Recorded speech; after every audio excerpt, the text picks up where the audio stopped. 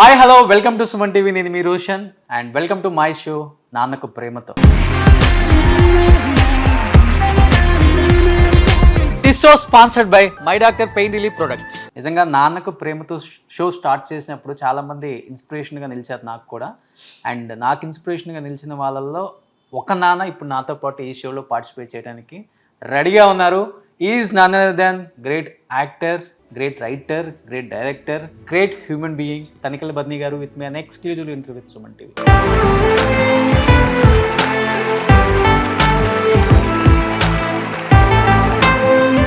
So Tanikala Badni garu, నమస్తే. నమస్తే రోషన్. తనకల్ల బద్ని గారు ఇంతవరకు ఫ్యామిలీని ఎప్పుడు కూడా స్క్రీన్ మీదకి తీసుకురాలేదు. బట్ నా కోసం, సుమన్ టీవీ కోసం, ముఖ్యంగా నాన్నకు ప్రేమతో షో గురించి మీ ఇద్దరిని ఈరోజు కెమెరా ముందుకు తీసుకొచ్చారు. తనకల్ల బద్ని గారు, నాన్న ఎందుకో వెనకబడ్డాడు. మీ డైలాగ్ విని విని విని విని చాలా మంది నాన్నలు కూడా నిజంగా మనం వెనకే పడి ఉన్నాం కదా, మనల్ని ఎవరు గుర్తించట్లేదు. పిల్లల ప్రేమను పొందడంలో తరతరాలుగా నాన్న ఎందుకో వెనకబడ్డాడు. కొడుకులు ఎక్కువ రియాక్ట్ అయ్యారు ఆల్ ఓవర్ గ్లోబ్. అది యాక్చువల్గా నాది కాదు, రచన ఏమో ప్రకాష్ నాయుడు అని ఒక అసిస్టెంట్ డైరెక్టర్ది. అది నేను ఒక నాన్న మీద ఒక పుస్తకం ఆవిష్కరణ జరుగుతోంది గుంటూరులో. అయితే నేను చదివింది నాది కాదు. ఆ పుస్తక ఆవిష్కరణకి వెళ్ళినప్పుడు నాకు ఎవరు వాట్సాప్లో చాలా చెత్త, కొన్ని మంచి కూడా ఉంటాయి కదా. సందర్భం సరిగిపోయిందే, నాన్న ఎందుకో వెనకబడ్డాడు అనేటప్పుడు వాళ్ళు ఎవరు అడగలేదు, నేనే చదువుతున్నప్పుడు సడన్గా మా నాన్నగారు గుర్తొచ్చి నాకు గొంతు గద్గద్దం అయిపోయిందన్నమాట. నా కళ్ళనీళ్ళు వచ్చాయి. నేనేం అనట్లే, వెనకాల ఎవరో కూర్చొని ఇలా వీపు రాస్తున్నారు. నాకు ఒక 1 minute అట్లా ఫ్రీజ్ అయిపోయా. అంటే ఎమోషన్ వల్ల ఏమిటంటే ఈ పొయిట్రీలో ఉన్న భావం, నా ఎమోషన్ రెండు యాడ్ అయ్యి ఇంకా నెక్స్ట్ ఎవరు తీశారో కూడా తెలియదు నాకు. ఇక ప్రపంచవ్యాప్తంగా న్యూజిలాండ్ నుంచి, అక్కడి నుంచి, ఇక్కడి నుంచి, అంటే కొడుకులు అందరూ ఫోన్ చేశారు. కొంతమంది అయితే మేము వెంటనే ఫోన్ చేసి మా నాన్నతో మాట్లాడడం, కొంతమంది నాన్నను చూడడానికి మేము విదేశాల నుంచి వచ్చేసాం. ఇట్లా సో అది చాలా మంచి కవిత, అతనికి మంచి భవిష్యత్తు ఉంది. అది అంచేత కర్తృత్వం నాది. వెంటనే నాదనుకుని చాలామంది అబ్బా ఎంత బాగా రాసావంటే నాది కాదు నేను అని అతన్ని పిలిచి నేను సత్కారం చేసి ఇక్కడే ఓ శాలువా కప్పి మీడియా పరంగా మీడియా ముందు చెప్పా, ఇతను రాసింది, అతని పేరు ప్రకాష్. అది దీని నేపథ్యం.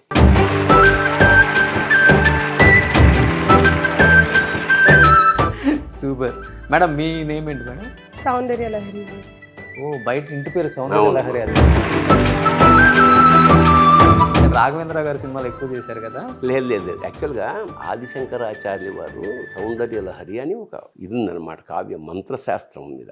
అమ్మవారు సౌందర్య లహరి, అనంతమైన సౌందర్యపు అలలు అమ్మవారు అని అట్లా రాశాడు. కడుపుతో ఉన్నప్పుడు మా ఆవిడ మేమిద్దరం సౌందర్య లహరి పారాయణ చేస్తుంటాం ఎక్కడ చెన్నైలో. ఫస్ట్ నేను 2 పేర్లు పెడదాం అనుకున్నా. ఒకటి దాక్షాయణి, రెండోది సౌందర్య లహరి. దాక్షాయణి అంటే దక్షుడి కూతురు అన్నమాట. ఆమె పార్వతి. క్షయజ్ఞం భగ్నం చేయించడానికి ఆవిడ కారణభూతురాలైంది. మొన్న కొంపలు ఏమైనా ముంచుతుందో ఏమో ఆ పేరు తీసేసి పొయిటిక్గా ఉంటుంది కదా అని లహరి అని పెట్టాను. వీడి పేరుకు ఒక ప్రత్యేకత ఉంది, మహాతేజ. మా గురువు గారు సికింద్రాబాద్లో ఫస్ట్ టైం అయ్యప్పని పరిచయం చేసిన వాళ్ళలో ఒకడు. అయ్యప్ప సహస్రనామాల్లో మహాతేజ అని కూడా ఒక పేరు ఉంది. జనరల్గా అందరి దేవుళ్ళకి తేజస్సు ఉంటుంది. ఆయన శాలిగ్రామంలో కట్టుకున్న ఇంటికి మహాతేజ అని పెట్టుకున్నాడు ఆయన. సో వీడు పుట్టినప్పుడు మా గురువు గారు జీవితాంతం గుర్తుంచుకోవడానికి ఏం చేశానంటే, మా వీడికి బారసాల కన్నా ముందు ఒకసారి గురువుగారిని మా ఇంటికి పిలిచి వీడిని ఆయన ఒళ్ళో పడుకోబెట్టి, సార్ వీడి పేరు నేను మీకు చెప్తాను, మీరు అనండి. ఏమిటి అంటే, మన ఇంటి పేరే వీడి పేరు సార్, మహాతేజ. అంటే పాపం ఆయన కళనీళ్ళు పెట్టుకుని ఆనందంతో ముద్దు అది దట్స్ హౌ వీడు మహాతేజ, ఈవిడ సౌందర్య. సో నాన్న వెనుక వెన్నెముక, ముందు దన్నుగా నిలిచిన సందర్భాలు చాలా ఉంటాయి. మీకు ఎస్పెషల్లీ నాన్న అంటే ఏమని చెప్తారు? చిన్నప్పటి నుంచి మాతో టైం ఎక్కువ స్పెండ్ చేయలేని సిచ్యువేషన్స్ ఉన్నాయి. ఎందుకంటే చాలా సినిమాలకి వాటికి ఎక్కడో వేరే కంట్రీ నుంచి కూడా వీడియో కాల్స్ లేకపోతే కాల్స్ చేసుకుంటూ మాట్లాడి చెప్తున్నా అన్నీ ఉన్నాయి. అండ్ నాకు పర్టికులర్గా ఒక ఎక్స్పీరియన్స్ ఏంటంటే, చిన్నప్పుడు 10th క్లాస్ ఏం కావాలరా అంటే నాకు ఒక కంప్యూటర్ కావాలి అని చెప్పా. సో 10th క్లాస్ మంచి ఫస్ట్ ర్యాంక్లో పాస్ అవ్వు, నేను కొనిస్తా అన్నారు. నాకేమో హిందీ రాదు. ట్విస్ట్ ఏంటంటే హిందీ నేను నిజంగా ఫెయిల్ అయ్యా. ఆ రోజు నేను నైట్ ఫుల్ చాలా బాధపడిపోయి ఫుల్ ఏడుస్తూనే ఉండా. తర్వాత అదే రోజు నైట్ మాట్లాడారు. నెక్స్ట్ డే మార్నింగ్ నాకు సిస్టమ్ ఉంది ఇంట్లో. నాకు అర్థం కాలేదు. సో అదేంటంటే నాకు ఒక బూస్ట్ లాగా ఇచ్చింది నిజంగా. సార్ సిస్టమ్ మీద ఉన్నా but still I completed my అది మళ్ళీ చదువుకొని పాస్ అయ్యా. సో అదేంటంటే ఒక మోరల్ బూస్ట్ అంటారు కదా, అట్లా చాలా సపోర్ట్ చేశారు. అంటే ఫెయిల్ అయినా తెచ్చిచ్చానని ఓకే, గ్రేట్ ఫాదర్. తర్వాత మళ్ళీ ఎప్పుడు ఫెయిల్ అవ్వలేదు మీరు. మళ్ళీ పాస్ అవుతారు కదా అని. సౌందర్య లహరి గారు అంటే అమ్మాయిలను ఒకలాగా పెంచుతారు, అబ్బాయిలను ఒకలాగా పెంచుతారు, అబ్బాయిలను ఒకలాంటి స్కూలు, అమ్మాయిలకు ఒకలాంటి స్కూలు. ఇది చూసే విధానంలో మీ ఇంట్లో ఆ డిఫరెన్స్ ఏమైనా కనిపించిందా? ఎక్కువ నన్ను ఇంకా చూస్తారు అలా అనుకుంటే. అలాంటి డిఫరెన్స్ ఎప్పుడూ లేదు. బట్ చిన్నప్పటి నుంచి నాన్న బాగా మిస్ అయ్యి ఉంటారు, ఎందుకంటే చాలా బిజీ యాక్టర్. ఈ టైంలో నాన్న నా పక్కన ఉంటే బాగుండు అని ఏడ్చిన సందర్భాలు ఉన్నాయా మీ లైఫ్లో? అలా ఏడ్చిన సందర్భాలు అయితే లేవు, ఎందుకంటే మాక్సిమం ఉండకపోయినా అన్నిటికీ అటెండ్ అయ్యేవారు. బర్త్డేస్ అయితే షూటింగ్ క్యాన్సిల్ చేసుకున్నా ఉండేవారు, అన్నీ అటెండ్ అయ్యారు. సో అలా ఎప్పుడు ఏడవలేదు. ఎప్పుడు ఉన్నంత టైం మాక్సిమం ఇంట్లో స్పెండ్ చేసేవారు. మాకెప్పుడు ఇలా లోటు టైప్ ఏం అనిపించలేదు. నాన్న అంటే చాలా ఇష్టం కదా. అవును, పెళ్ళయి పుట్టింటి నుంచి మెట్టింటికి వెళ్ళేటప్పుడు బాధపడలేదా? అస్సలు బాధపడలేదు. అంటే రెగ్యులర్గా రోజు వస్తాను, ఎవ్రీడే ఏదో ఒకటి వండి పంపిస్తాను. సో ఇక్కడ వచ్చి వండి పెడతారా. సో అసలు ఎవ్వరూ బాధపడలేదు. బాధపడద్దని కూడా చెప్పాను నేను. అవునా? అస్సలు ఎవ్వరూ బాధపడలేదు. హ్యాపీగా అన్నీ హ్యాపీగానే చేసుకున్నాం. మీరు ఎప్పుడన్నా ఫీల్ అవుతారా సార్, కూతురికి అటాచ్మెంట్ ఎక్కువ ఉంటుంది ఫాదర్తో? ఇది చిన్నప్పుడు కృష్ణాయిలు తాగేసింది. ఎక్కడ నేనేమో ఇక్కడ ఉన్నా చెన్నైలో, నేను మా ఆవిడ పిల్లాడు, నాకు అసిస్టెంట్ మహర్షి, జనార్దన్ మహర్షి. యాక్చువల్గా మా ఆవిడ రాకముందే నా జీవితంలో జనార్దన్ మహర్షి ప్రవేశించాడు. వీళ్ళిద్దరిని వచ్చి ఒక విధంగా మా ఆవిడికి సపోర్ట్ చేస్తూ వీళ్ళని పెంచిన వాడు జనార్దన్ మహర్షి. వాడు ఇప్పటికి కూడా వాడికి ఫస్ట్ వీళ్ళు ఫోన్ చేయగానే ఫస్ట్ అటెండ్ అయ్యేది మహర్షి. ఇప్పటికి కూడా వాడు దీపావళికి వీళ్ళకి టపాకాయలు కొనిపెడుతుంటాడు. ప్రతి సంవత్సరం వీళ్ళని తీసుకెళ్ళి వీళ్ళకి ఏం కావాలో కొనిపెడుతుంటాడు. ఓకే, అట్లాంటి ఒక అటాచ్మెంట్ అనమాట. అయితే నేను ఇక్కడికి వచ్చేసా షూటింగ్కి. నాకు సాయంత్రం ఫోను, అప్పట్లో ఇవి లేవు కదా సెల్లు, వీళ్ళు ఏమిటంటే అట్లా కిరసనాలు తాగేసింది అని. నేను ఇమ్మీడియట్గా ఈవినింగ్ ఫ్లైట్కి వెళ్ళాలంటే అక్కడ ఏం జరిగిందంటే, ఏదో ఆడుకుంటూ తాగేసింది కదా, ఇవి కంగారు పడి అటు ఇటు పరిగెడుతుంటే ప్రణవానందన్ అసిస్టెంట్ డైరెక్టర్ ఈవి సత్యాన్ గారు, అతను ఇలా నడుచుకుంటూ వెళ్తుంటే చూసేట. పాపం అతను సపోర్ట్ తీసుకెళ్ళి అది హాస్పిటల్ అయితే వామిటింగ్ ఏదో చేశారు. ఎంతైనా నేను ఇక్కడ ఉన్నా కానీ నాకు టెన్షన్. ఏదో 2 ఏళ్ళ 3 ఏళ్ళు నాకు 2 years. అప్పుడు ఇక్కడి నుంచి వెళ్ళాలంటే evening flight. Kranti Kumar director ఉన్నాడు కదా, ఆయన నా కంగారు చూసి, అంటే నాకు అంతకుముందు ఆయనతో పరిచయం బాగా, ఏంటి ఇలా కంగారు, అదే సార్ టికెట్ లేదంటే ఓపెన్ చేయని నాటి. అప్పట్లో ఒకళ్ళ టికెట్ మీద ఒకళ్ళు వెళ్ళే ఫెసిలిటీ వెళ్ళొచ్చు అప్పుడు.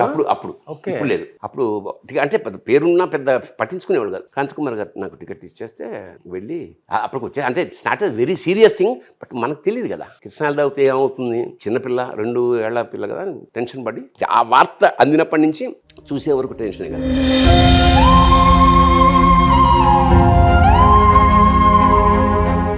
తేజ, ఎప్పుడన్నా మీరు ఫీల్ అయ్యారా నాన్న పక్కన ఉంటే బాగుండు? ఫీల్ అంటే బేసిక్గా చెప్పే కదా, అంటే నాకు స్కూల్కి వచ్చేవాళ్ళు. యాక్చువల్లీ మాకు రిపోర్ట్ కార్డ్స్ చిన్నప్పుడు ఇచ్చేవాళ్ళు కదా మనకి, పేరెంట్ టీచింగ్ మీటింగ్స్కి. దానికి యూజువల్గా పేరెంట్స్లో మదర్ కానీ ఫాదర్ కానీ కొంచెం బాగా ఫేమస్ ఉండి వాళ్ళు ఉంటే యూజువల్గా రారు కదా. సో గార్డియన్స్ కానీ లేకపోతే ఎవరో ఒకరు వస్తారు. సో మా నాన్న అయితే, మా స్కూల్ యాక్చువల్లీ పక్కనే అనమాట, ఇక్కడ వెరీ చాలా దగ్గర. సో వచ్చేవాళ్ళు. సో మా ఫ్రెండ్స్ అందరూ కొంచెం ఎగ్జైట్ అయ్యి, అంటే వచ్చిన పర్పస్ ఒకటైతే వీళ్ళ ఫ్రెండ్స్ అందరూ వాళ్ళ గుమిగూడి వాళ్ళ ఫోటోలు దిగి లేదా సిగ్నేచర్ వాటికి ఎక్కువ ఇదైపోయేది. నేను ఇలా ఉండి ఇలా చూసేవాడిని, సరే ఓకే ఎంతసేపు అవుతుంది, ఎప్పుడు వస్తారు అని చెప్పి. బట్ మాక్సిమం కల్పించుకుని టైం మరి మాతో స్పెండ్ అయితే చేశారు. కొన్నిసార్లు it happens, but yeah we're happy.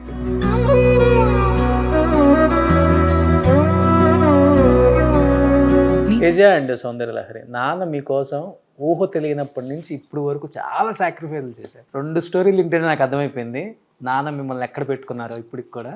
అలా మీరు నాన్న కోసం చేసిన సాక్రిఫైస్ ఏమైనా ఉన్నాయా లైఫ్లో? నేను మేజర్గా చెప్పాలంటే మేము ఫారెన్ వెళ్ళి అక్కడ ఉండలేదు. నాన్న వాళ్ళతోనే మా అబ్బాయి పుట్టిన తర్వాత వాడితో చాలా కనెక్ట్ అయిపోయారు, మీరు చూసుంటారు. సో అది నాకు చాలా గ్రేట్ ఎక్స్పీరియన్స్. వాళ్ళు ఎంజాయ్ చేస్తున్నప్పుడు నేను ఎప్పుడు ఫోటోలు తీస్తుంటాం, పోస్ట్ చేస్తుంటాం. సో అది నాకు చాలా బ్యూటిఫుల్ ఎక్స్పీరియన్స్ అనమాట. సో వీళ్ళతోనే ఉండడం.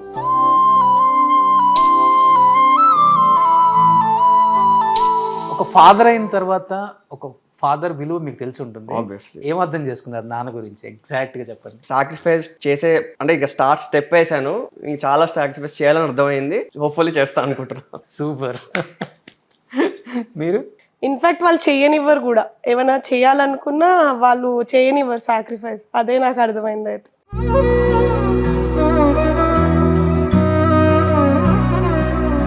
ఒక్కసారి మీ నోటితో నాన్న గురించి ఒక చిన్న పద్యం ఏం చెప్తారు? మా నాన్న గురించి చెప్పాలి ఫస్ట్. మా నాన్నగారి పేరు TVSS రామలింగేశ్వరరావు. మా నాన్న స్వతంత్రం రాకముందు ఆయన గుండుగోలను వెస్ట్ గోదావరి, అక్కడి నుంచి సెకండ్ ఫామ్ టెంకంపేట అని తెలంగాణలో ప్రాంతం, ఒక రెడ్డి గారి అబ్బాయికి అన్ని సబ్జెక్టులు చెప్పడానికి టీచర్గా వచ్చాడు ఫస్ట్ టైం హైదరాబాద్. ఆ తర్వాత ఒక ఏడాదికి మొన్న వెళ్ళిపోయారు. మళ్ళా వచ్చారు. ఒక బంధువు వాళ్ళ ఇంట్లో దిగినప్పుడు అతను ఇక్కడ రైల్వే ఆఫీస్లో ఉన్నప్పుడు క్యారేజ్ తీసుకెళ్ళి అతనికి క్యారేజ్ అది తీసుకెళ్ళాడు. అక్కడ ఆఫీసరు ఎవడే అంటే మా బంధువుల అబ్బాయి అంటే ఏం చేస్తున్నా అంటే ఏం లేదండి ఉద్యోగం కోసం వెతుకున్నాను. రైల్వేలో చేస్తాడేమో కనుక ఏమో చేస్తావాడంటే అప్లికేషన్ రాసిచ్చి అని సంతకం పెట్టేసి నెక్స్ట్ డే జాయిన్ అయిపోయాడు. మిథునం చూసావు కదా, మిథునంలో క్యారెక్టరు బాలసుబ్రహ్మణ్యం క్యారెక్టర్ అంతా మా నాన్న, ఎక్సెప్ట్ ఫుడ్. మా నాయన ఫుడ్ లవర్ కాదు మా నాన్న. ఓకే. కానీ సమస్త పనులు చేసేవాడు. ఇప్పుడు సండే చారల అండర్వేర్ ఉంటుంది ఇక్కడ దాకా, అది వేసుకుని ఫ్యాన్ రిపేర్ అనుకో ఫ్యాన్ దింపేసి చేసేవాడు. చెక్క పని చేసేవాడు. బిందులకి బొక్కలు పడితే మాటలేసేవాడు. ఏదన్నా పాత డ్రమ్ము కింద భాగం విరిగిపోతే దాన్ని కట్ చేసేసి ఒక గొయ్యి దవ్వి దాన్ని అందులో పాతేసి అందులో నీళ్లు పెట్టేవాడు. అంటే విచిత్రం అన్నమాట. ఇంకా అసలు నాకు ఆశ్చర్యం వేసేది, ఇన్ని పని ఎలా చేయగలరు. చెప్పులు కుట్టేవాడు. ఇప్పుడు అప్పట్లో మనకు హవాయి చెప్పుల సీజన్ కదా, నాకు తెలిసి నాకు 7th క్లాస్ వరకు చెప్పులు లేవు.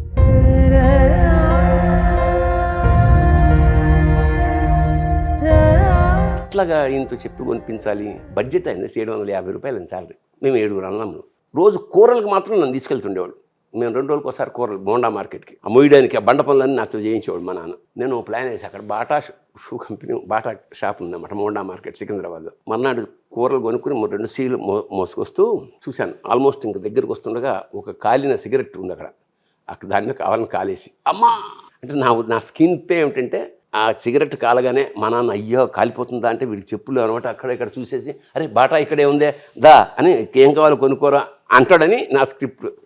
అబ్బా అనగానే ఏంట్రా అన్నాడు. కాలిందని మరి చూసుకోలేదవా అని చెల్లుని కొట్టాడు. అంటే మా నాన్న నాకు నేర్పింది ఐ లవ్ ఈవెన్ నౌ ఒక మధ్యతరగతిలో ఉండడం, మధ్యతరగతి వాళ్ళ బతకడం. సరే బికాజ్ వాళ్ళు మా నాన్న పరిస్థితుల్లో మేము లేము కదా. సో సహజంగా నెక్స్ట్ జనరేషన్ ఏమనుకుంటుందంటే మేము అప్పుడు కష్టాలు పడ్డాం మీరెందుకు పడాలని. అయితే ఏనాడు మా నాన్న కళ్ళ నీళ్ళు నేను చూడలే లైఫ్లో. మా నాన్న కళ్ళ నీళ్ళు పెట్టుకోవడం నేను ఎప్పుడు చూడలేదు. ఎన్ని కష్టాలో చూశాను, బట్ కళ్ళ నీళ్ళు మాత్రం ఎప్పుడు పెట్టుకోలేదు.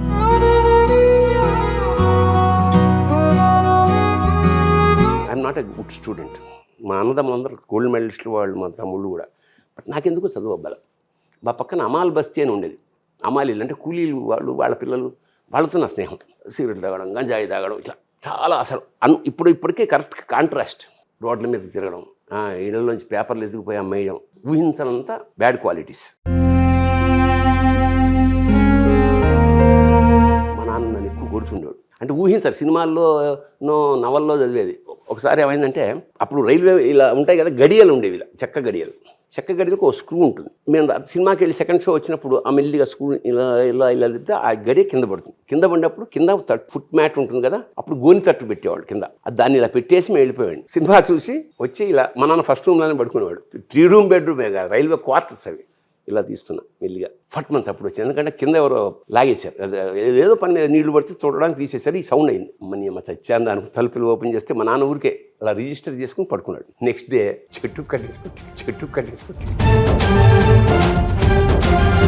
అంటే ఎంత గొప్ప తండ్రి అయినా కానీ ఏదో ఒక టైంలో బాధతో కావచ్చు, కోపంతో కావచ్చు, అది నా కడుపుని చెడబుట్టావు అనే వాడు ప్రతి తండ్రి వాడతారు. అదే అలా మీ లైఫ్ లో జరిగింది. ఇంతకన్నా ఉంది. చెత్త కొట్టేసి మా కాలనీ వాళ్ళందరూ ఇలా చూస్తున్నారు అన్నమాట. మా కాలనీ వాళ్ళ పిల్లలు కూడా మా నాన్నంటే భయం. అంటే ఇవన్నీ తర్వాత నేను రియలైజ్ అయ్యంటే అసహనం. మా నాన్న నుంచి జేబులోంచి డబ్బులు కొట్టేస్తున్నాడు నేను ఒక్కనే. ఓకే. అప్పటికేముంది 40 పైసలు సినిమా. మా నాన్న లల్చి వేసుకుని దానికి హ్యాంగర్కి వేసేసి వెళ్ళిపోయాడు కుక్కానికి. నా చొక్కా తీసినట్టు తీసి మా నాన్న చొక్కా కూడా తీసి కింద పడేసేవాడు. కింద నుంచి పైకి వెళ్ళే లోపల నా చెయ్యి అందులోంచి వెళ్ళి ఆ ₹1 కొట్టేయాలి.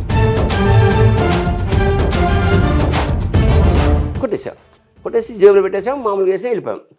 కట్ చేస్తే జేబులో తీస్తే అది ₹100. అసలు ఎప్పుడు నా ₹100 అంత పట్టుకోలేదు. ఏంట్రా ₹100 తీసేసాను, మళ్ళీ పెట్టడం కుదరదు. ఇంకా మళ్ళీ అప్పుడు దొరికిపోతా. చెమ్మీన్ అనే సినిమాకి వెళ్ళాం. చెమ్మీన్ అని షీలా హీరోయిన్, చాలా గొప్ప క్లాసిక్ ఫిలిం. ఓకే.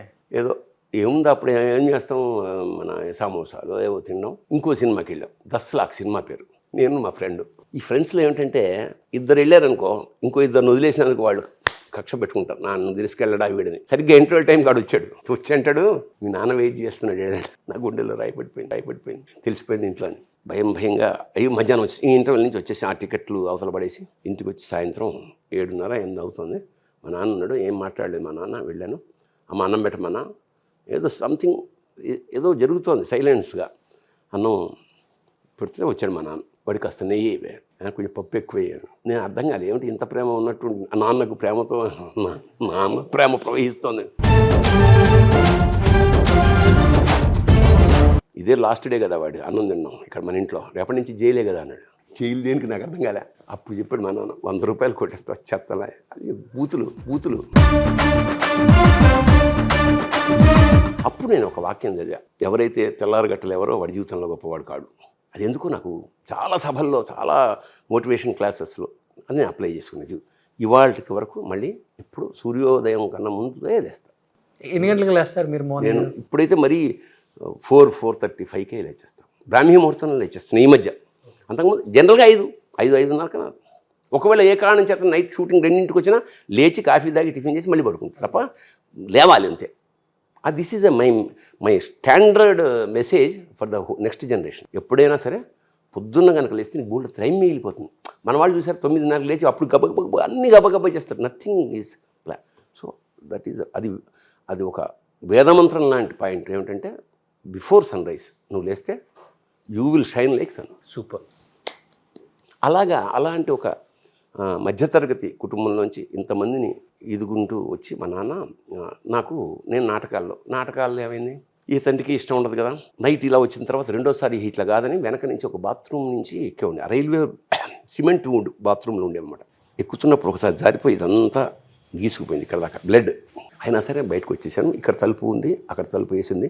నేను మెల్లిగా కొడితే మా అమ్మ లేచింది, ఇది ఇంట్లో కంగారు పడింది, అన్నం పెట్టేసింది. తెల్లారగట్ట మా నాన్న లేచి, ఇక నువ్వు ఇంట్లో ఉండడానికి వీల్లేదు, గట్ట. నేను అప్పుడు కొంచెం గ్రాడ్యుయేషన్ వచ్చింది కాబట్టి సరే అని చెప్పి మా గురుగారు రాళ్ళపల్లి గారి ఇంటికి వెళ్ళిపోయారు. 3 రోజుల తర్వాత మా అన్నయ్య వచ్చాడు. మా నాన్న రమ్మంటున్నాడు అని కాదు, అమ్మ ఏడుస్తుందిరా, మా నాన్న రమ్మన్నాడు. మన చాలా అమ్మండి మా నాన్న. ఏడ్చారా బాగా? నేను ఎందుకు ఏడుస్తాను, నాకు ఇది కదా, అంత ఏడ్చే వయసు కాదు కదా, ఇంటర్మీడియట్ అయిపోయింది. రానిదా పోలే, మా గురువు అన్నం దొరుకుతుంది ఇక్కడ, అన్నం బ్రహ్మాండం.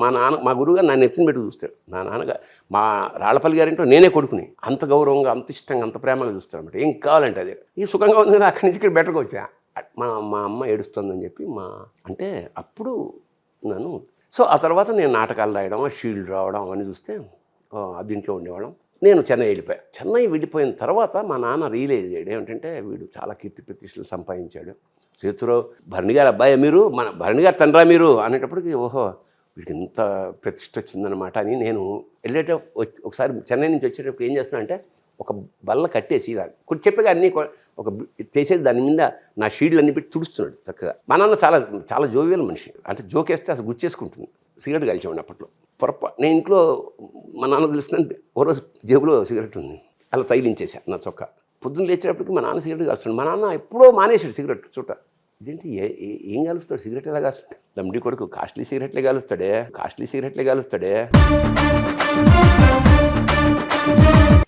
అట్లా అయిపోయిన నాన్న తర్వాత రిటైర్ అయిపోవడం, అక్కడి నుంచి ఇక్కడికి వచ్చేయడం. ఈ ఇల్లు అంటే ఈ వాస్ హియర్ ఫర్ ఆల్మోస్ట్, ఆయన వెళ్ళిపోయే వరకు కింద పోర్షన్ అంతా మా అమ్మ, మా నాన్న, నా భార్య, మా మామ, అత్త, మా అత్తగారు ఇంకా ఉన్నారు, ఇక్కడ ఉండేవారు.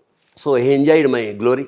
ఈ దీంట్లో సహస్రచంద్ర దర్శనం అని దాదాపు 74-75 ఏట బ్రహ్మానందం తన ఇంట్లో పెద్ద ఫంక్షన్ ఏర్పాటు చేశాడు మా అమ్మ నాన్నలకి, ఒక సన్మానం. అట్లా ఈ enjoyed the last face of అప్పుడు మధ్యతరగతి కుటుంబాల్లో బాధలు అవన్నీ ఏమున్నా లాస్ట్ ఫేస్ అంతా ఆయన వెళ్ళిపోయే వరకు ఏం చేసేవాడు, నాది ఎండిఓర్ ఉండేది, కారు ఇలా కొట్టేవాడు, దాని మీద కొడితే డ్రైవర్ వచ్చేవాడు, రమేష్ అని ఉండేవాడు. తాతగారు అని, ఏం లేదురా వీడికి వాళ్ళ షూటింగ్ ఉందా లేదా కనుక్కోసారి. ఎందుకు అంటే నేను క్షవరం చేయించుకోవడానికి, గడ్డం గీసుకోవడానికి సికింద్రాబాద్ వెళ్ళాలి. నా దగ్గరికి వచ్చి చెప్పేవాడు రమేష్, తాతగారు ఇట్లా గడ్డం గీసుకోవడానికి పెడతాడు. వెళ్ళని నేను కంపెనీకి ఫోన్ చేసి కారు తెప్పించుకునేవాడు. ఈయన ఉద్దేశం ఏంటంటే అక్కడెక్కడో సీతాఫల్ మన సికింద్రాబాద్ దగ్గర ఒక పర్మనెంట్ మంగలి బార్బర్ ఉండేవాడు, అది గీసేవాడు 10 రూపాయలకి. ఇక్కడ చేయించుకుంటే 50-100 అడుగుతున్నారు అప్పుడు.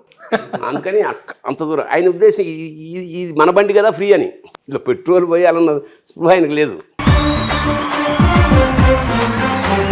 సో ఫస్ట్ నుంచి ఒకటే కారు ఉంటుంది ఇంట్లో? అది ఒకటే కారుగా అప్పుడు రెండేవారు, నేను అక్కడికి వెళ్ళేవాడు. తర్వాత ఇప్పుడు వీళ్ళిద్దరు చెరొకటి కొనుక్కున్నారు, అది వేరే విషయం. అట్లా ఉండేది, మామాయకత్వం కూడా ఉండేది పాపం ఆయనకి. సో ఇప్పుడు ఎప్పుడైనా సడన్గా 1000 రూపాయలు తీసి మా నాన్న చెప్పి ఎందుకు నాకు అనేవాడు, చిన్నప్పుడు కొట్టేసిన దానికి వడ్డీ అయ్యా బాబు అని. అలాగే మధ్యతరగతి వాడు కదా, ఈ లాల్చీలు కొంచెం చిన్న చిన్న చెరువులు ఉన్నా కూడా వేసుకునేవాడు. అది చూస్తే భయపడేవాడు, ఎందుకంటే ఆ చెరువులో చేయి పెట్టి చింపేసేవాడిని నేను ఒంటి మీదే. అప్పుడంటే మనకి అడ్జస్ట్, ఇప్పుడు అక్కర్లేదు కదా ఆయన ఎందుకు అని. సో అలాగా చివరి దశలో హీ ఎంజాయ్డ్. సక్సెస్ అంతా చూసి చాలా గ్రేటెస్ట్ విషయం ఏంటంటే, ఓ రోజు చూస్తున్నా ఏదో రాస్తున్నాడు, డైరీ రాయడం అలవాటు. ఇంత పెద్దగా ఎందుకు రాస్తాడు డైరీ అనుకున్నా. కూర్చుంటే మెల్లిగా వచ్చి ఆ పుస్తకం నాకు ఇచ్చాడు అన్నమాట. నేను నాటకం రాస్తున్నాను, చూడు ఒకసారి ఎలా ఉందో అని.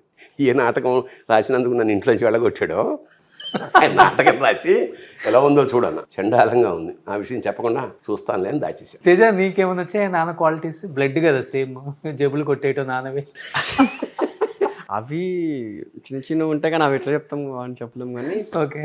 బట్ నాకైతే script wise direction wise interest వచ్చింది. So I'm currently doing that. Hopefully. అంటే ముందు రెడ్డి ల్యాబ్స్లో బంద్ చేసేవాడు. ఇంటర్మీడియట్ అవ్వగానే చెప్పా, గుండు సుదర్శనం అని ఆర్టిస్ట్ ఉన్నాడు కదా ఆయన, అది ఒరే నువ్వు సినిమా ఇండస్ట్రీ ఇంట్రెస్ట్ అయితే చెప్పు, నేను డైరెక్షన్లో చేస్తావా లేదా అని. అప్పుడు నేను చేయను, నేను సైంటిస్ట్ని అవుతాను అన్నాడు. అందుకని అప్పటి నుంచి సైన్స్ పుస్తకాలు తెచ్చిస్తుండేవాడు. కింద పోర్షన్లో మంటలు వస్తుండేవాడు ప్రయోగాలకి కిందంతా. తర్వాత ఈ మధ్య 2-3 ఇయర్స్ నుంచి మహర్షి దగ్గరే చేస్తున్నాడు. సూన్ చూస్తాం అనమాట అయితే యాజ్ ఎ డైరెక్టర్గా.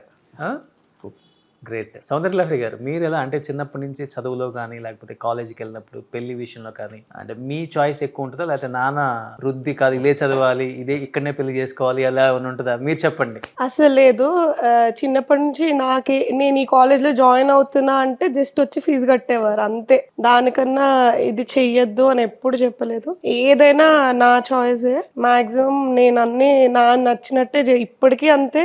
చిన్నప్పటి నుంచి నేకైతే గుర్తులేదు ఎప్పుడు ఫోర్స్ దేనికి చేయలేదు. సో మీ ఇద్దరు సక్సెస్ లో కీ రోల్ అంటే నానే 100%. వితౌట్ నాన్న అసలుకి మీరు నాకు తెలిసి ఎప్పుడు ఏ విషయంలో కూడా ఏలు కూడా పెట్టుంటారు.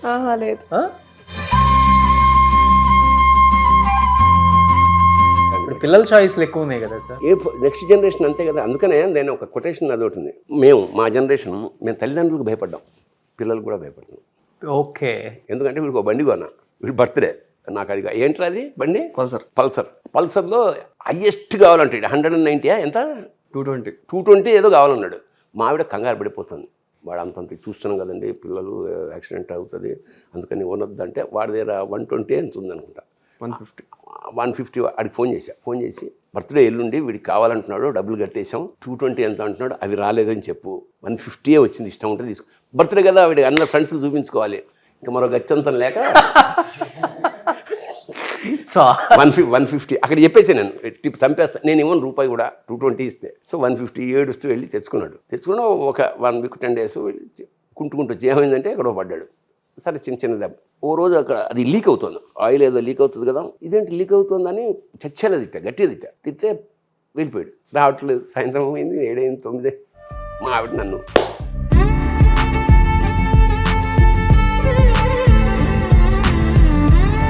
ఎందుకు తిట్టారు, వాడి బండి వాడి ఇష్టం అని. అదే ఇది అన్యాయంగా ఉంది, వాడికి పాడైపోతుందని ఎందుకు తిడితే, వాడు ఇప్పుడు వెళ్ళిపోతే ఎట్లా, ఇక కాడి నుంచి నాకు ఆ నంబర్ ఫోన్ చేయండి, వీడిని పట్టుకోండి, ఆ భాష ఉన్నాడు ఇంతమంది.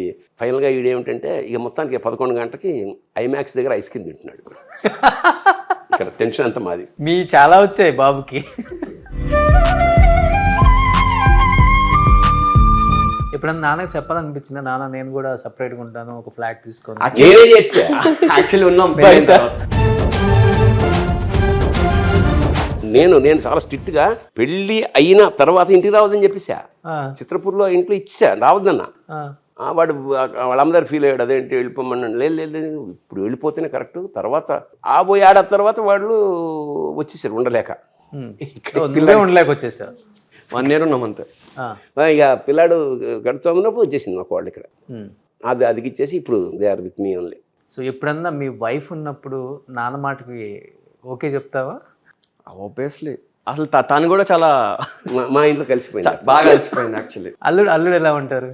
చాలా ఫ్రెండ్లీగా, ఇక్కడే ఉండదు, ఇప్పుడు మా కాలక్షేపం కేవలం హోల్ ఫ్యామిలీ కాన్సన్ట్రేట్ అని మా మనవడు వీడి కొడుకు ఓకే.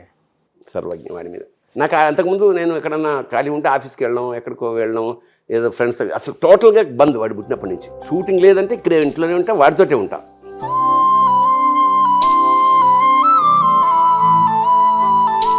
నాన్న గొప్పతనం చాటే ఒక గొప్ప షో కాబట్టి, సో మీలాగా ఎవరు చెప్పలేరు నాన్న గొప్పతనాన్ని. మంచి కవిత్వంలో ఒకసారి నాన్న గొప్పతనం గురించి ఏం చెప్తారు? మధ్యతరగతి నటరాజు, చుట్టూ సమస్యల జ్వాలామాల తోరణం, ఒక చేతిలో భగభగమండే పుత్రాగ్ని, మరో చేతిలో చెంగు చెంగుమనే ఆశల జింక, మెళ్ళో బుసలు కొట్టే కుబుసం వదిలిన కూతురు, విరబోసుకున్న జటాజూటం లాంటి బెంగ, అందులో నెలవంకలాగా లీలగా మెరిసే ఫస్ట్ తారి, గడసీమలో పెద్దల్లుడి కోరికల కపాలమాల, కటిసీమలో తోలు వలిచేసిన పులి లాంటి మాసికలేసిన పంచి, మేకపోతు గాంభీర్యం లాంటి శాలరీ త్రిశూలం, తల తాకట్టు పెట్టిన తడిసి మోపిడవుతున్న వడ్డీల గంగ, అప్పులాళ్ల నమ్మక చమకాలు, బాస్తేత నిత్య రుద్రాభిషేకం. ఈ మధ్యతరగతి నటరాజు తాండవం ఆడేది అజ్ఞానం మీద కాదు, అమాయకురాలైన ఆలి మీద. మా నాన్న రైల్వేలో గుమాస్తా, 7 కొడుకులం. అంటే అనగనగా ఓ రాజు, ఆ రాజుగాడికి 7 అంచేత మా నాన్నే మధ్యతరగతి మహారాజు.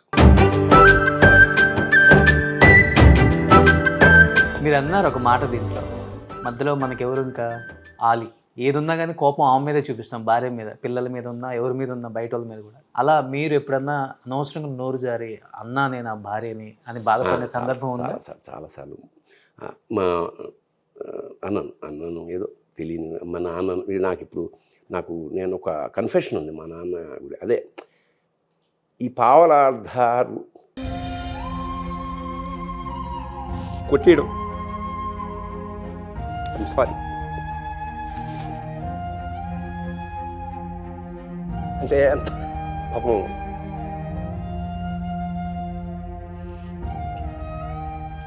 అంటే ఆ పరిస్థితి నాకు తెలియదు కదా. అది అప్పుడు పాపం ఆయన ఎంత బాధపడుతూ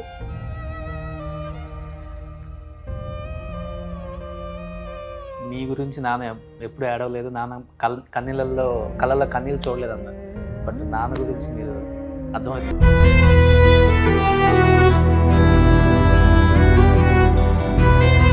ఆయన ఎంత బాధపడ్డా.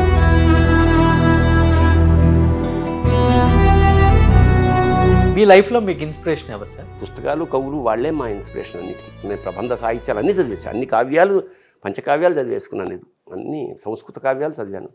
I love to read. అంటే చదివినప్పుడు అనిపిస్తుంది మనం ఏం రాస్తున్నాం నాన్ సెన్స్ వాళ్ళతో కంపేర్ చేస్తే అని. అంత స్థాయిలో సాహిత్యం మా ఇంటి నిండా ఎక్కడ సాహిత్యం ఉంది. ఆ తర్వాత మెల్లిగా సంగీతంలో కూడా ఎంటర్ అయ్యి ఆటగదరా శివ రాయడానికి. అందులో తమాషా ఏమిటంటే యాక్చువల్గా నాకు సంగీతం రాదు. గరిమెళ్ళ నరసింహారావు గారిని ఎస్ జానకి గారి బావగారు ఉండేవారు. నాకు ఇష్టం సంగీతం నేర్చుకోవాలని. ఆయన దగ్గరికి వెళ్ళి మృదంగం నేర్చుకున్న కొన్నాళ్ళు. బాగానే వస్తుంది. రైల్వే క్వార్టర్స్కి వచ్చి తడదడ డోర్లు అని కొట్టిస్తుండేవాడిని. కొడితే మా అమ్మ ఇదేంట్రా మొత్తం ఇల్లు కూలగొడతావు ఏంటంటే మృదంగం అనేవాడిని. ఆయన ఓ రోజు గరిమెళ్ళ నరసింహారావు గారు ఏముందయా మృదంగం అంటే జస్ట్ లైక్ మ్యాథమెటిక్స్ అన్నాడు. నాకు మ్యాథమెటిక్స్ భయం, అది మృదంగం వదిలేసా. ఇక మళ్ళీ లెక్కలు నేర్చుకోవాల్సి వస్తుందేమో అని. ఆ తర్వాత కొన్నాళ్ళు బ్రహ్మానందం గారు అని ఒక వైలినిస్ట్ ఉండేవాడు, చాలా ప్రముఖ. ఆయన దగ్గర కొన్నాళ్ళు వైలిన్ నేర్చుకున్నాం, అది మానేశా. ఇంకా అయిపోయింది. వీళ్ళు పుట్టారు. నాకు సంగీతం నేను కలగా నేర్చుకోలేకపోయినా వీళ్ళకి నేర్పుదామని రమణమూర్తి వీణాపాణి గారిని మా ఇంటికి వచ్చి నాకు ఏదైనా సినిమాలో అవకాశం సార్ అంటే, ఓ పని చేయండి సార్ మా పిల్లలు సంగీతం నేర్పండి అన్న. నాకు నేర్పడం రాదని నాకు వచ్చు అంటే, మీకు వచ్చినప్పుడు అదే నేర్పండి అన్న. సరే ఇంకా అది ప్రహసనం మొదలైంది. ఆయన 6ంటికి వచ్చేవాడు, వీళ్ళని లేపేది వాళ్ళమ్మ. లేపి వీళ్ళు గోలు మొహం కడుక్కుని పాలు దాకా వచ్చేటప్పుడు 7 అయ్యేది. రోజు 6ంటికి వచ్చి కూర్చున్నాడు ఆయన. ఈ పాపం చాలా హర్ట్ అవుతాడు, ఇది కరెక్ట్ కాదని చెప్పి ఒక నెల రోజులు చూసి నేను నేర్చుకోవడం మొదలు వాళ్ళు వచ్చే లోపల. ఓకే, వీళ్ళకి రాలేదు కానీ నాకు వచ్చింది. అది ఎక్కడికో జోక్ ఉంది. సంగీతం కోసం ఇక్కడ దాకా నీళ్ళల్లో నిలబడి సరి అంటుంటే సంగీతం రాలేదు కానీ ఈత వచ్చింది నీళ్ళల్లో. అట్లాగే వీళ్ళిద్దరికి పరిచయం ఉంది అంతే. వీడు చాలా బాగా వాయించేవాడు వీడు. ఇక మా అమ్మాయి పాడితే నాన్న కోసం ఒక పాట పాడతారా?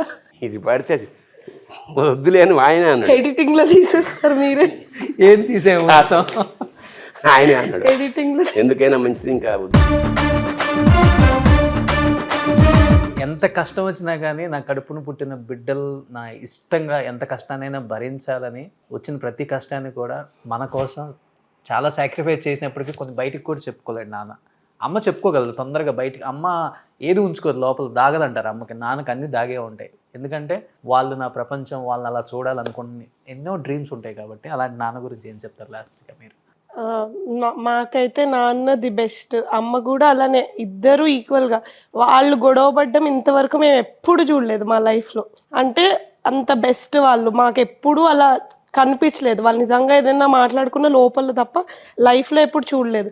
సో మమ్మల్ని ఎప్పుడు హ్యాపీగానే ఉంచారు, ఎప్పుడు మాకే ఎక్కువ ఇచ్చారు. నాన్న ఇంకా ఎప్పుడైనా షర్ట్స్ ఏదో ఒకటి వేసేసుకుని వెళ్ళిపోతూ ఉంటారు. నేను ఇంకా తిడతా, ఏంటి ఇలా వేసుకుంటారు మీరు, మంచి వేసుకోండి మీరు ఇలా. అంటే ఫేస్ వాల్యూ నాకు బట్టలు కాదు, అయినా మీ నాన్న తనిఖీల వారిని, మా నాన్న రైల్వే ఎంప్లాయీ అంటారు.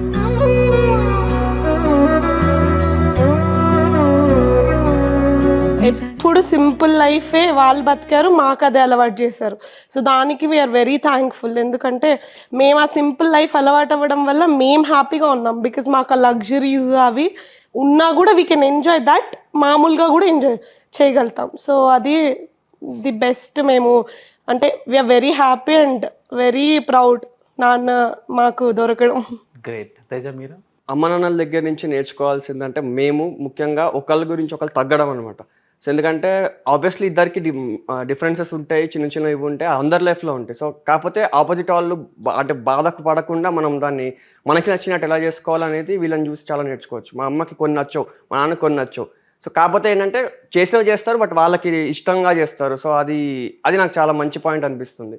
సో అది నేను బాగా నేర్చుకున్నాను మా నాన్న దగ్గర నుంచి. సార్ చాలామంది యాక్టర్స్, లాస్ట్గా మిమ్మల్ని అడుగుతున్నాను, లైక్ మీరు వర్క్ చేసిన వాళ్ళు గిరిబాబు గారు కావచ్చు, రఘుబాబు గారు కావచ్చు, బ్రహ్మానందం గారు, ఆలీ గారు, ఎల్బీ గారు, ఎంఎస్ గారు, ధర్మవరపు గారు, ఆహుతి గారు, ఎందుకంటే మీరంతా ఒకనొక టైంలో దున్నేశారు, విలువలు తెలిసిన వాళ్ళు ముఖ్యంగా. బట్ ముఖ్యంగా మీకు ఇంకా ఎక్కువ పుస్తక రచయిత, ఎన్ని చదువుతారు, ఎక్కువ వ్యాసాలు, పద్యాలు, జీవితం ఏంటో చెప్పిన వాళ్ళు కాబట్టి ఏమన్నా మీ దగ్గర నుంచి నేర్చుకుంటారా? ఫ్యామిలీతో ఎలా ఉండాలి, పిల్లల్ని ఎలా ఉంచాలి, ఇవన్నీ? లేదు, ఎందుకంటే అసలు అలాంటి పర్సనల్ జోన్కి మేము ఎప్పుడు వెళ్ళేవాళ్ళం కాదు.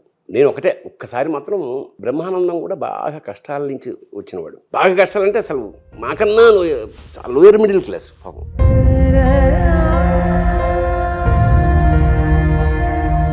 ఎప్పుడో ఒకసారి వాడి ఇంటికి వెళ్ళినప్పుడు ఆ రోజు పండగ అనుకుంటా.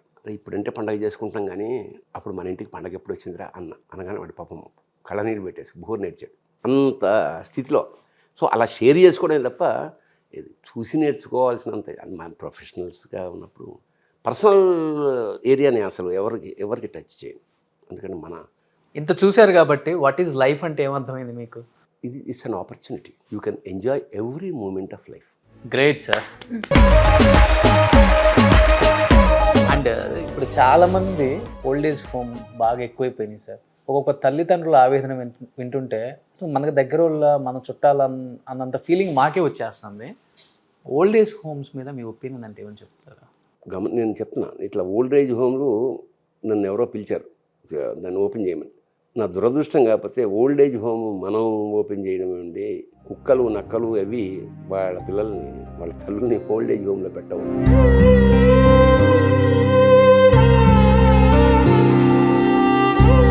ఈ ఓల్డ్ ఏజ్ హోమ్లో ఎందుకు ఇట్లా పెడుతున్నారు మీరు, కరెక్ట్ కాదు కదా. ఇంత సంపాదించంటే ఒక 8 ఏళ్ల కుర్రాళ్ళు లేచి ఏం లేదు సార్, మమ్మల్ని చిన్న హాస్టల్లో పడేస్తున్నారు కదా, రుణం తీర్చుకుంటున్నాం.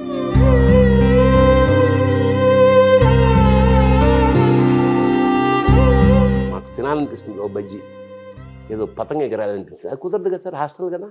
సో మేము చిన్నప్పుడు అంతా అలా డిటాచ్మెంట్గా ఏడుస్తూ తల్లి ఎప్పుడో పండగకి వెళ్ళి, మాకు వాళ్ళు ఏదో రెస్పాన్సిబిలిటీ ఏముంటుంది సార్, మాకు ఏం అటాచ్మెంట్. చాలా తమాషా విషయం ఏంటంటే నేను వీళ్ళిద్దరిని సత్యసాయి స్కూల్లో పెడదాం అనుకున్నా. ఇది మంచి శ్లోకాలు, పద్యాలు, మంచి క్రమశిక్షణ ఉంటుందని. ఎక్కడది పుట్టపర్తిలో ఇవి అప్లికేషన్స్ తీసేసుకొచ్చా. వెళ్ళి అప్లికేషన్ తీసుకుని మేము ఇద్దరం కన్నడ సినిమా చేస్తున్నాం, నేను బాబుమోహన్తో పెడుతున్నప్పుడు ఇట్లా అప్లికేషన్ తెచ్చాను రా, వీళ్ళిద్దరికి సీట్లు వచ్చేస్తాయి, అక్కడ బాగా చదువుకుంటారంటే వాడు ఇలా పట్టుకున్నాను. నేను ప్లీజ్ రా, భగవంతుడు నీకేదో ఇచ్చాడు కదా, వాళ్ళని ఇంట్లోనే పెట్టుకో, ఎందుకంటే మేము అక్కడ గంజి కోసం వెయిట్ చేయాల్సి వస్తుంది, ఏదన్నా కొనుక్కోలేము, తినలేము, ప్రేమించలేము. నా మాటని ఇవి చింపేసి అప్లికేషన్స్ నేను అనుభవించా. ఎప్పుడు పెట్టకండి పిల్లల్ని, వాళ్ళకి వస్తే వచ్చింది, రాకపోతే వాళ్ళకి నువ్వు పైగా వాళ్ళు ఏం సంపాదించక్కర్లేదు, ఇప్పుడు నీకేం పెట్టక్కర్లేదు, పరమేశ్వరుడు ఇస్తున్నాడు కదా, వాడిని ఎంజాయ్ చేయని. వాళ్ళు ఎంజాయ్ చేస్తుంటే నువ్వు చూసి నువ్వు ఎంజాయ్ చేయి తప్ప అప్లికేషన్ అంటే అప్పుడే చింపేసి కారు నుంచి బయటపడేసి బహుశా ఇది వాళ్ళకి తెలుసా ఏం గుర్తులేదు. గుర్తులేదంటే తెలియదు. తెలియదు. అదే ఇది తెలియకుండా వెళ్ళి అప్లికేషన్ తెచ్చేసి వీడు ఆ మాట అన్నాక చింపేసేవాడు. For that I'm thankful to Babu Mohan always. చాలా హ్యాపీ అనిపించింది మీ ఫ్యామిలీని ఇలా మీట్ అవ్వటం. అండ్ దట్టు ఒకసారి మీరు ఆ డైలాగ్ చెప్పరా, నాన్న ఎందుకో వెనకబడ్డాడు. నాన్నెందుకో వెనకబడ్డాడు, ఎందుకంటే నాన్న వెనక ఉండి వెన్నెముకలో ఉంటున్నాడు కాబట్టి వెనకబడ్డాడు. ఆయన వెనకే ఉండాలి, మనల్ని ముందుకు నడిపించాలి.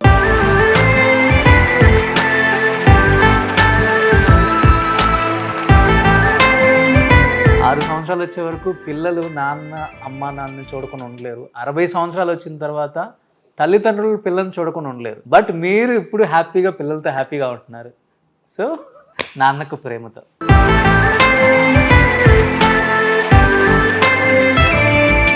Thank you so much sir. And so మీరు ఇప్పటికి కూడా చాలా అందంగా ఉన్నారు కాబట్టి సో ప్రిజ్మాస్ కాస్మెటిక్స్ ఇప్పుడు ఇది వచ్చేసరికి ట్రెండింగ్ సార్ కాస్మెటిక్స్ మార్కెట్లో కూడా. సో ఇవన్నీ మీరు అన్నీ వాడేసి ఇంకా తెల్లగారండి, ఇంకా మంచి మంచి క్యారెక్టర్స్ చేయండి. So thank you so much once again. Thank you. God bless. Thank you sir. Thank you Teja. And thank you ma'am. Thank you so much.